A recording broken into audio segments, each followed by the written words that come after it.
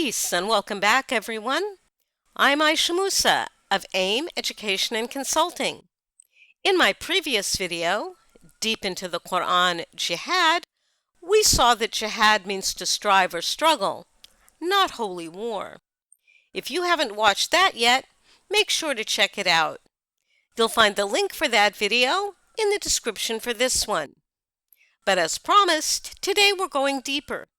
If jihad isn't the term for physical warfare, what is? The answer is Qital. Unlike jihad, Qital is the explicit term that the Quran uses for physical combat and military engagement. It comes from the root qatala, which carries the meaning of taking life. Because taking or attempting to take a human life is such a serious matter, the Quran addresses the topic with extreme care. Before the Quran even details the rules of warfare, it establishes a foundational rule about the absolute sanctity of human life. In Surah Al-Isra, Surah 17, verse 33, God states, "Do not kill a person which God has forbidden except in the course of justice." The sanctity of human life is elevated even further in Surah Al-Ma'idah, Surah 5, verse 32, which invokes the first murder in human history, Cain killing Abel. The verse says, "Whoever kills a person, except for murder or heinous crimes in the land, it's as if he killed humanity in its entirety." Think about the moral and spiritual weight of that equation. By equating the unjust taking of a single life with killing the entire human race, the Quran leaves no room for ambiguity. Life is the default state. Killing is a severe exception that requires absolute justification. This brings us to the concept of warfare itself. To understand just how seriously Islam views warfare, we only have to look at the amount of attention it receives in the Quran. The root qatala appears nearly 170 times across more than 120 verses. I break down the details in my chapter on the Quranic concept of just war. I'll link that in the description below, but right now, let's just cover the basics. In Arabic grammar, Form 1 of the root qatala simply means to cause death or to kill. When you shift to the Form 3 verb pattern, qatala yuqatilu, it adds the specific meaning of mutual attempt. It implies that two parties are trying to do the action to one another. So the word qital literally translates to mutually attempting to cause death or simply fighting one another. War in the Quran isn't holy. It's tragic, heavy, and messy. In fact, the Quran openly acknowledges human aversion to war. In Surah Al-Baqarah, Surah 2, verse 216, the Quran says, "Fighting is prescribed for you while it's hateful to you. It's possible that you hate a thing that's good for you and that you love a thing that's bad for you. God knows, and you don't know." Notice the phrasing, "It is hateful to you." The Quran doesn't encourage warmongers who crave blood.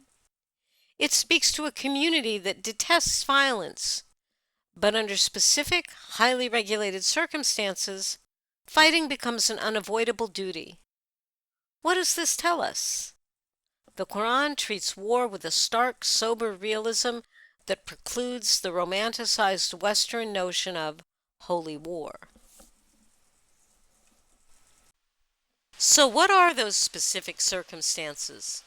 The Quran doesn't leave this open to question. It explicitly specifies the when, where, why, how, and with whom fighting is permitted.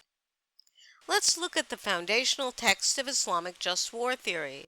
Surah Al-Baqarah, Surah 2, verses 190 and 191, quote, "Fight in the way of God against those who fight you, but do not commit aggression.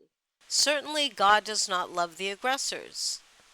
Kill them wherever you engage them and expel them from where they expelled you. Oppression is worse than killing." End quote. Let's dissect the precise legal parameters established here. Whom do you fight? Those who fight you. This is strict reciprocity. It immediately outlaws targeting civilians, non-combatants, or peaceful neighbors. What's the limit? Do not commit aggression. In Arabic, وَلَا تَعْتَدُوا. The verse adds a severe spiritual warning. Certainly, God does not love the aggressors. If you initiate the violence, you violated God's law.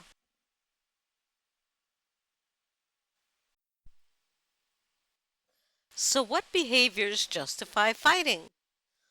Surat al-Anfal, Surah 8, verse 30, gives us the exact behavioral profile of the enemy. They are those who, quote, plot to disable you or kill you or expel you, end quote.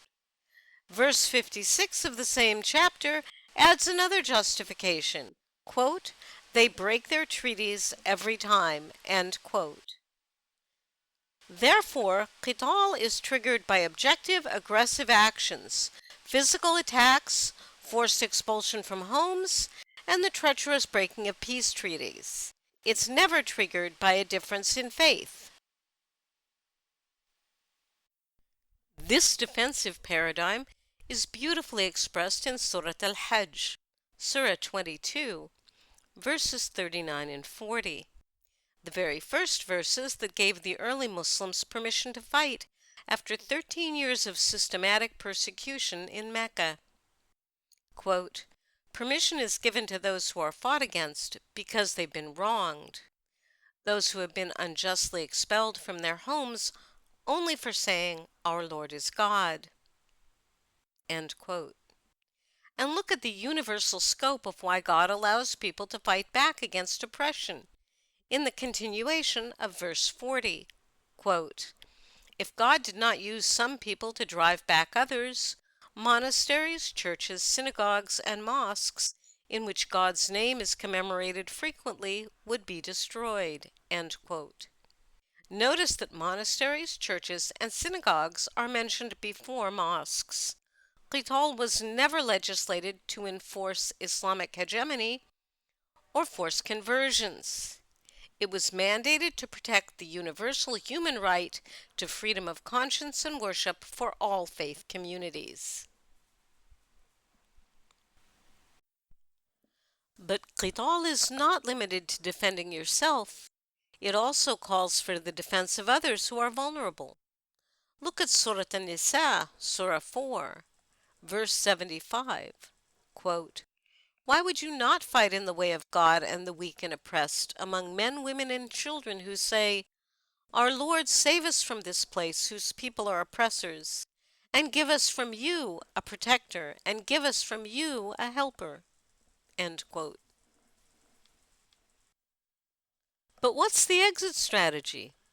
When does fighting stop? The Quran tells us explicitly in Surah Al-Baqarah, Surah 2, verses 192 and 193. Quote, but if they desist, let there be no hostility except against oppressors. End quote. And Surah Al-Anfal, Surah 8, verse 61 declares, quote, but if they lean toward peace, you lean toward peace and trust God. End quote. The second the enemy stops their aggression, the legal permission for Qital expires. You can't pursue them for revenge, wealth, or total subjugation. When we look at the totality of the Quranic discussion of Qital, a flawless, highly ethical just war theory emerges. Violence is strictly a last resort to repel aggression and oppression and restore peace. But at this point, critics and violent extremists will raise a popular objection. They'll claim that all of the verses we just read, including 2239 and 2190, have been totally canceled or abrogated by a single verse in the 9th chapter, a verse they call the verse of the sword. Surah At-Tawbah, Surah 9, verse 5. They point to a snippet that says, quote, then kill the polytheists wherever you find them, end quote. And they argue that this single phrase gives a blank check to fight all non-Muslims everywhere indefinitely. However, this popular abrogation argument is deeply problematic for two incredibly important reasons. What are those reasons? And how does the context of Chapter 9 completely dismantle both the extremist and Islamophobic readings of this verse? We're going to break that down completely in our next video. Make sure you hit the subscribe button, turn on notifications, and drop a comment with your thoughts on the linguistic data we covered today. If you want to read the full breakdown, check out my book chapter linked in the description below.